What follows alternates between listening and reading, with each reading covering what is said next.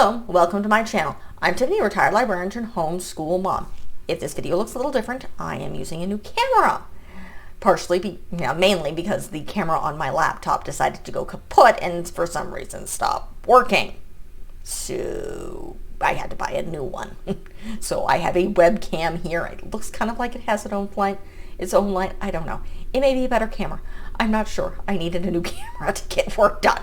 So let's get to the topic of this video. So this is a book. We're doing Black History Month. It is February. Okay, it's February for you. It's the very end of September for me. The September 24th. So we are into fall here. It's kind of cooling down. It's Phoenix. Okay, moving on. So this is on Hoopla, which is one of the ebook apps my library offers. This is the only place I could get this book. So this book is titled I Rise. It's by Marie Arnold. So here is, let's see if I can hold up this book. There we go. So it's about a young teenage girl by the name of Ao who lives in, her name is, well, what she's called is spelled A-Y-O. I think there's a Aomide is her full name. She does not go by this. But she goes to a school in Harlem. She is wrestling with her mother, who started a organization in Harlem very similar to Black Lives Matter when Ao was a baby. So she is a single mother living in Harlem running this organization. And Ao is struggling with, at least in the beginning, the first half of the book, she's struggling with the weight of inheriting this organization essentially against her will. This is not what she wanted with her life. This was very much, she was chosen because this is what her mother built. And her mother is very much, I built this for you kind of thing. So she's in charge of their youth organization because, again, this is what she's supposed to be. She is her mother's daughter. And she hates it. She's, I think, about 15 here. And it kind of drives her crazy. She wants to date. She wants not to be recognized. It kind of starts off with the new history teacher knows her mother. Basically her mother is running this organization. They do marches, and at the time they're planning this massive march in Harlem. I can't remember what it's about. I'm pretty sure it's about some kid who was arrested. And as the book progresses, Ao's mother and her kind of eventually have a conversation. It starts with, she's basically trying to tell her mother that she wants to back down from being the youth leader of this group, and she wants to step away from the group. And eventually her and her mother end up having a fight, and she admits it because she leaves one of the meetings and ends up going out with a boy into a club. It wrestles with this topic in this point of this, in this specific scene where she's in this club. One of the boys has brought a white girl. And a white girl actually asks one of the black girls to braid her hair, like do cornrows. And it's like, how do we explain this to you that this is not an appropriate question? And later in the book, in one of their history classes, where they're talking about one of the excuses of basically why whites don't want to feel guilty is, this is not my responsibility. I did not do this. Why should I care? And her and some of her friends, as they're about to walk out the building, it's like, this is from your point of view. You don't understand the world that we live in, where you don't get nervous when the police come by. Your parents aren't afraid you walking down the street, you're going to get shot or arrested and stuff like that. It's like, this is the America that we live in, is kind of what they're kind of explain. And now we're done. And basically it's like, now we're done explaining this to you because we should not have to. Kind of thing. And then during the march, Ao's mother gets shot trying to protect a young teenage girl. She's shot by the police, by a police officer, trying to protect this young girl. Her mother does not die. She is, however, in critical condition in the hospital. And Ao obviously goes into a tailspin. Now, she does have an uncle, and there are people in the organization, and she's trying to figure out what to do, how she feels about this. And for several weeks, she's really silent on it. And they're portraying her mother as some crazy person. There's something wrong with her. Basically, as her mother, as an aggressor, as a bad guy in this. And eventually, Ao comes to the realization that she needs, and well, actually, the next part of the book is one of the neighbors come by and gives her this box, and in it is a clue. And this is kind of what her mother would do for her birthday. And she has to solve these riddles to find the different keys to find out what's inside this box. And the note even says, get your friends to help you. So she gets her friends to help her. And besides the next key, there's a piece of her mother's journal from when her mother was young inside of this. So as Ao goes through this, her mother's lying in the hospital in a coma. She's learning about her mother. And the other big question is she doesn't know who her father is. And that's one of her big questions. Who the heck is my father? And through finding these out, there's riots in the street as well as this. That's when she decides to solve this. When there's about to be a lockdown or a curfew, because notably they're not convicting the cop, and the African Americans in Harlem are pissed off because their strong leader is being villainized, and the person who hurt her is not being punished. So in the midst of this, Ao and her friends are trying to solve this riddle, and they eventually do. And it's her.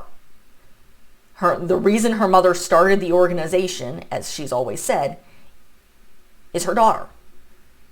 But she also finds out who the heck her father is, which was a boyfriend of her mother's who was part Nigerian, and he went home. And so he's actually briefly come back. So she meets her father. And the book ends with Ao taking back over, making a statement. She takes over the youth organization again. She makes a statement. And essentially she's supposed to go. It kind of ends with her mother is home. Her mother still has a long way to go. But things are better. Her father is...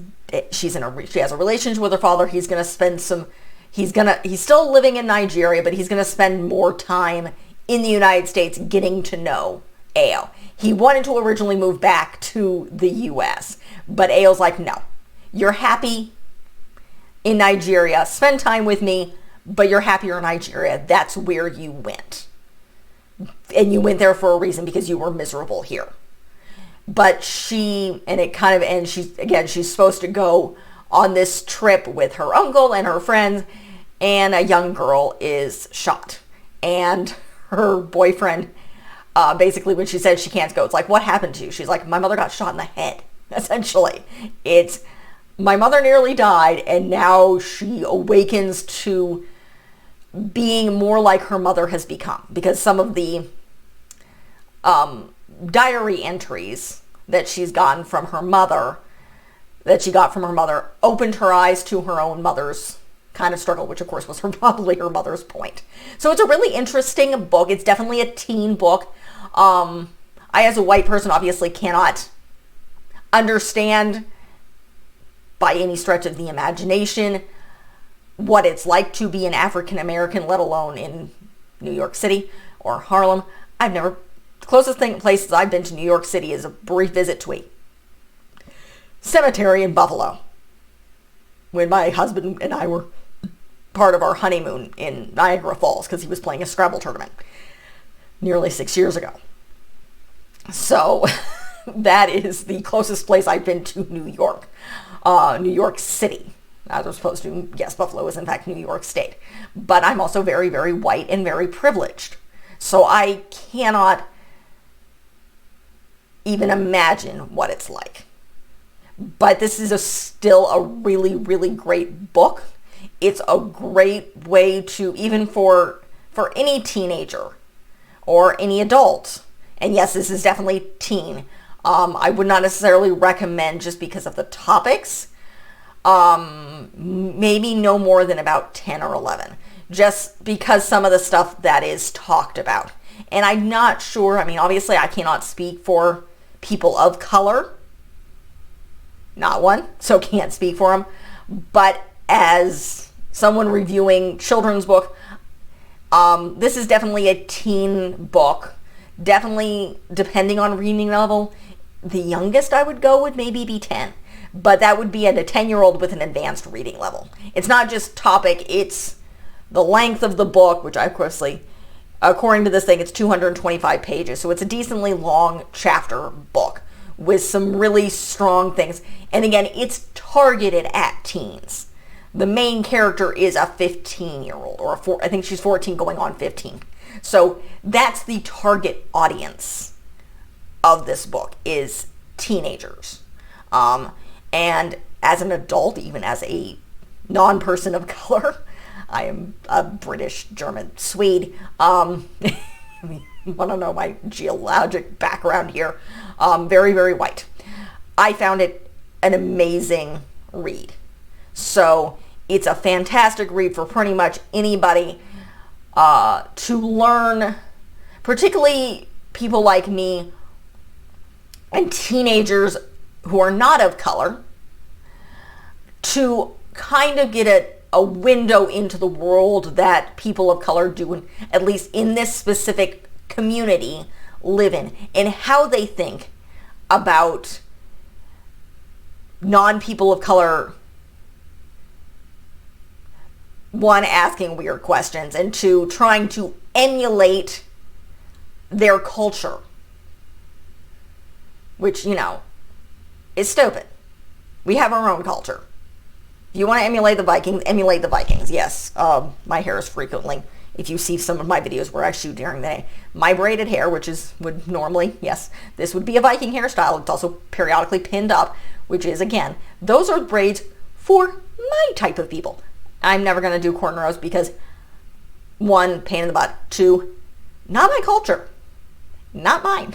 I do not have the right to do that, nor, again, would I want to. Okay, that's the end of this video here. A little bit more covering that out.